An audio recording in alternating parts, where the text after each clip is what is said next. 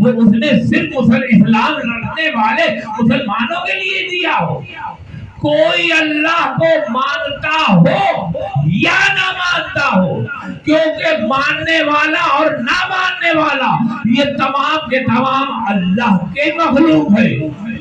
تو جو رحمتیں ہیں وہ سب اس کے لیے. اور کتنے اس سے کہہ رکھا ہے، دیکھو میں نے تمہیں خلق کیا ہے، میں تمہیں محبت کرتا ہوں. پر اتنا دیکھو، اگر تم مجھ سے محبت کرو گے تم میرے ہو جاؤ گے تو میں تمہارا ہو جاؤں گا، اور اگر تم میرے ہو گئے تو یہ جو کائنات ہے اسے تمہارے آگے جھکا دوں گا.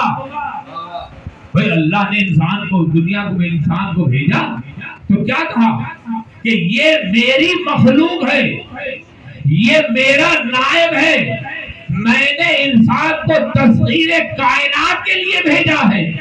ایسا ہی ہے نا؟ توجہ ہے؟ ایک درود پڑھیے اونچی آواز.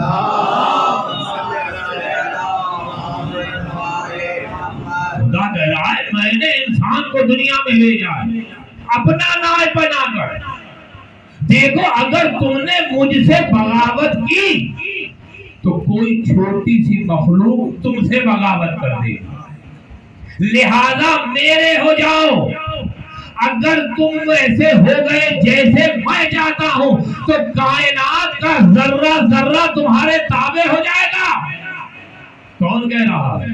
جس نے خلق کیا ہے.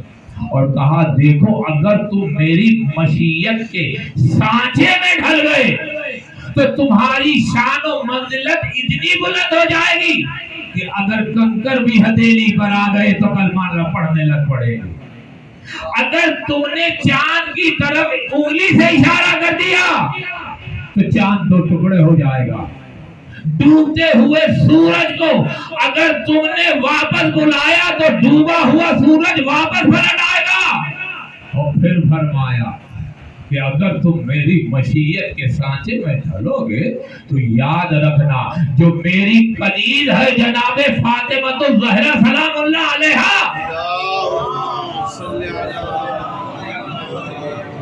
اگر اس کی شادی میں کراؤں گا تو میں بتاؤں گا کہ دیکھو جس ستارے کو میں بھیج رہا ہوں، جس گھر پہ اترے گا اس سے اس فاطمہ کا رشتہ ہوگا. تو وہ ستارے کو اتار کر علی کے گھر میں بتایا کہ علی وہ ہے جو مشیت الہی کی مرضی ہے. یہ ہے ایک درود پڑھیے محمد علیہ.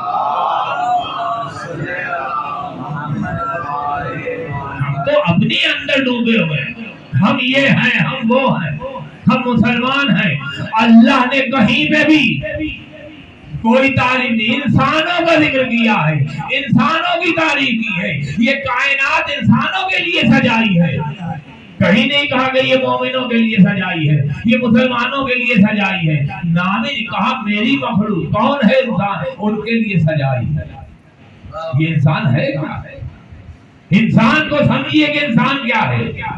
یوں سمجھیے کہ انسان ایک جسم ہے.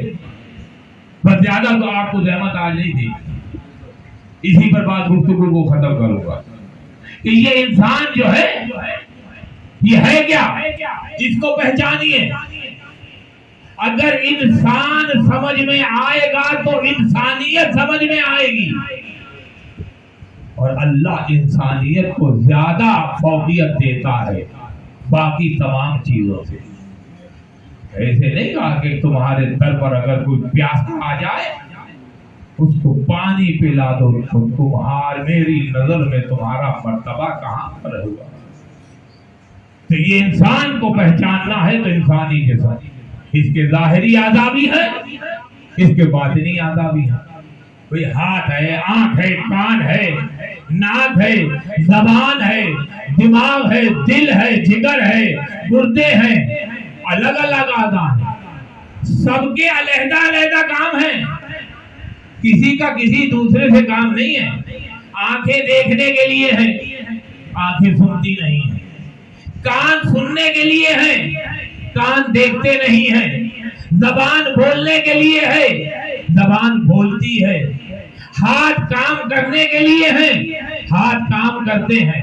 یہ نہیں کہ آپ ہاتھوں سے چلنا شروع کر دیتے ہیں، پیر چلنے کے لیے ہیں، چلتے ہیں، ان کی آپس میں کوئی تعلق نہیں ہے، ہر کا الگ الگ کام ہے، ہر اپنے کاموں کے اندر ہیں، لیکن ان کی آپس میں مطابقت دیکھیے کہ اگر جسم کے کسی بھی حصے میں ذرا سی بھی تکلیف ہو جائے تو پورا جسم تڑپ جاتا ہے۔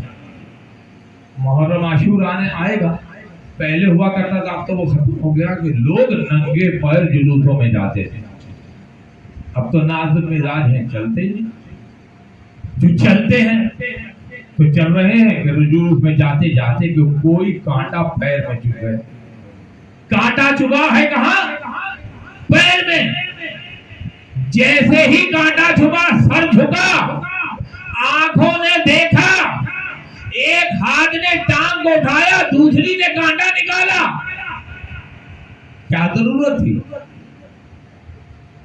پیر میں کانٹا، ہاتھ کہتا، آنکھ کہتی مجھے کیا ضرورت ہے، سر کہتا مجھے جھکانے کی کیا ضرورت ہے، ہاتھ نے کیوں پیر اٹھایا اور دوسرے ہاتھ نے کیوں کانٹا نکالا؟ کہا نہیں، یہیں سے سمجھو کہ انسانیت کیا ہے۔ ہم یہ نہیں کہتے کہ جب بھی بلانا ہو تو تم کسی ملک والے کا رہو، کو پکارو، تمہیں ضرورت پڑ جائے تو اے پاکستانی ہو، پاکستان میں رہتے اے پاکستانی ہو، اگر کسی زبان کے ہو تو یہ نہ کہو اردو والے یا جو بھی زبان ہے، اگر رنگ کی ضرورت ہو یہ نہ کہو یہ والو ادھر آؤ، نہیں، جس طرح پاؤں میں کانٹا چبھا پورا جسم متحرک ہو گیا، اگر انسان میں کسی کو تکلیف ہو تو ایک انسان نہیں پوری انسانیت کو پریشان ہونا چاہیے۔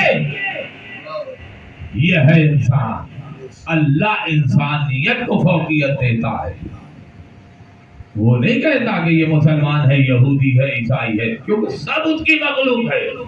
خانوں میں اللہ نے نہیں بانٹا، انسان خود بٹا ہے، اپنی ضرورت کے لیے، اپنی چاہت کے لیے، اپنی حکومت کے لیے، اپنے اقتدار کے لیے، اور وہ یہ کہتا ہے کہ کسی کا اقتدار نہیں ہے، اگر ہے تو صرف میرا اقتدار ہے، تم نے جتنے بھی اقتدار لیے ہیں یہ سب فنا ہوں گے، اگر بچے گا اقتدار تو صرف خدا کا۔ کیوں؟ اس لیے کہ خدا خالق ہے ہر شے کا، موت ہمیں دی ہے، موت اللہ کو نہیں ہے، اگر اللہ کو موت آ جائے تو وہ اللہ نہیں، کیوں؟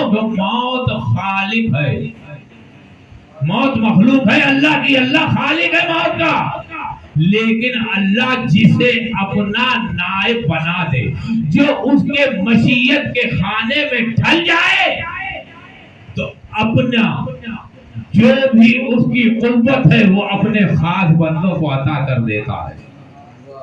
اب یہ موت مخلوق ہے، یعنی جو چیز بھی خلق کی ہے وہ سب اللہ کا امر ہے، اور کہا دیکھو یہ جتنی بھی ہے، موت ہو، زندگی ہو، کوئی بھی شے ہو، یہ سب اللہ کا امر ہے، لیکن جو میری مشیت کے سانچے میں ڈھل گئے ہیں، ہم نے ان کو اس امر کا بھی امر بنا دیا ہے، یعنی انہیں اولی الامر قرار دے دیا ہے۔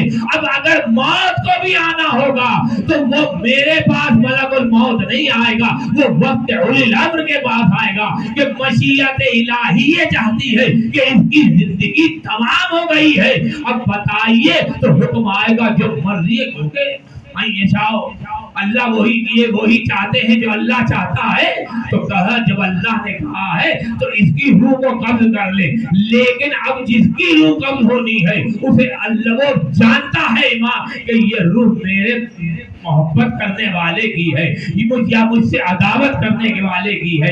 اگر عداوت کرنے والا دشمن اہل بیت مرتا ہے تو کہتے ہیں جاؤ اس کی روح قبض کر لو، لیکن جب کسی مومن کی روح قبض کرنی ہوتی ہے تو کہا رک जाओ یہ ہمارا ماننے والا ہے، یہ ہمارا شیعہ ہے، یہ ہم سے محبت کرنے والا ہے، یہ ہماری تکلیفوں کو، ہماری مصیبتوں پہ رونے والا ہے، اسے محسوس کرنے والا ہے۔ دیکھو اس کی روح ایسے قبض کرنا کہ اس کو تکلیف ذرا سی نہ ہو تو ملک الموت پھر اس مومن کے پاس نہیں جاتا، واپس جنت میں جاتا ہے، وہاں سے گلدستہ لا کر اسے پھول سنگاتا ہے، جیسے ہی گلدستے کی خوشبو سونگتا ہے اس کی روح قبض ہو جاتی ہے۔ یہ ہے کمال عمل الصالحات۔ فمنو جو ایمان لایا ہے اور عمل صالح عطا ہے، یعنی اگر مخلوق ویسی ہو جاتی ہے جو خدا چاہتا ہے تو وہ انسان کہلاتا ہے، لیکن جو مرضی خدا کے خلاف چلتا ہے وہ پھر انسان نہیں رہتا۔ تو جو انسانی نہ ہو اس میں انسانیت کیا ہوگی؟ جو اپنے آپ کو انسان سمجھتا ہے اس میں انسانیت ہوگی، وہ ایک دوسرے کا خیال کرے گا، یہ میرا بھائی ہے، یہ میرا ہمسایہ ہے، یہ میرا رشتہ دار ہے، یہ میرے خاندان والا ہے، یہ معاشی تنگی میں ہے، وہ مانگنے کے لیے نہیں آئے گا، ہمیں خیال کرنا ہوگا، ہم جائیں گے، احسان نہیں کہ احسان کرنے جا رہے ہیں، یہ ہمارا حق رکھا ہے اللہ نے کہ اگر ہمیں دیا ہے تو ہم اپنے رشتہ داروں کو، خاندان کو، دوست احباب کو ان کا خیال رکھیں، ورنہ ہمسائے کے لیے کہاں تک ہے کہ اگر ہمسایہ بھوکا سویا ہے تو اس کے تم جواب دے ہو۔ ہمیں تو فرصت ہی نہیں ہے، ہماری تو ہمسایوں سے لڑائیاں چلتی ہیں، کیسی محبت، کیسا پیار، کیسی اخوت، یہ ہے انسانیت۔ وہ انسانیت کہ جب عرب کے اندر جہالت اور ظلم و ستم کا بازار گرم تھا، جو پوری دنیا میں سب سے زیادہ برائی تھی وہ عرب میں تھی، تو اللہ نے اپنے سب سے بڑے حبیب کو ہادی بنا کر بھیجا، اور بنا کر بھیجنے کے بعد اس کو ان دلدل سے نکالا۔ کس وقت نکالا؟ جب ظلم کا بازار گرم تھا، خون کی ندیاں بہ رہی ہوتی تھی، لوگوں کا مال لوٹا جا رہا تھا، لوگوں کی عزتیں تاراج ہو جاتی تھی، عورتوں کو زندہ دردوں کر دیا جاتا